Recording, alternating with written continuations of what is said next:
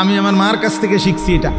আমার আম্মা, আমাদের বাসা তো এখানেই ছিল, কুমিল্লা শহরে ঠাকুরপাড়া বড় মসজিদের ইমাম সাহেবের ছেলে আমি। আমার আব্বা কুমিল্লা শহরে ঠাকুরপাড়া বড় মসজিদে অনেকটা স্কুল আছে, প্রাইমারি স্কুল।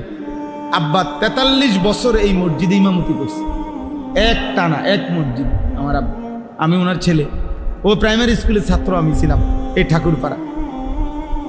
এ তো আমাকে পরিচিত এলাকা, আপনাদের এই সব এলাকা। তো এই মারে দেখতাম, আমার আম্মা, আমরা 5 ভাই 3 বোন, 8 জন ভাই বোন ছিলাম। আমার আম্মা একটা ওই যে ঘন্টা ফিরে স্কুলে গোল কাঁসার, এটার মধ্যে আগে ঘন্টা ফিরতো না এমনি টুং টুং করে, এইগুলো একটা আমাদের বাসায় আম্মা আনাইছিল।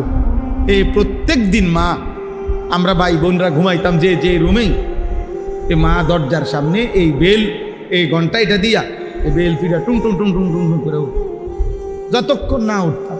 কত সময় গেছে মারে বলছি, মা উঠছি তো মা, এই ঘন্টা ফিরন বন্ধ করেন মা, উঠছি।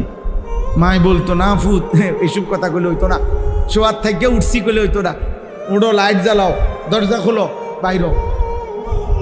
আমার যখন 2টা বাচ্চা আছে, আমার যখন 2 সন্তান, আমি যখন সন্তানের বাপ, তখনও আমার মা আমারে উঠাইছে। সম্ভব, হিম্মত করলে সম্ভব, ফিকির করলে কি সম্ভব। একটা মোবাইলে 5টা অ্যালার্ম আছে, প্রত্যেক মোবাইলের মধ্যে কমপক্ষে কি আছে, 5টা অ্যালার্ম দেওয়া যায়। 4:45 জামাত, আপনি আরো 20 মিনিট আগের থেকে দেন, আপনি একটানা টিপ দিয়ে বন্ধ করবেন, আবার বাজবো, আবার বাজবো, আবার বাজবো। আপনি উঠেন, আল্লাহর জন্যই উঠেন। 4 রাকাত নামাজ মাত্র, 8টা সেজদা, অল্প সময়, অনেক দাম। তাহলে পড়বো কখন? এখন থেকে। বলেন ইনশাআল্লাহ, বলেন ইনশাআল্লাহ।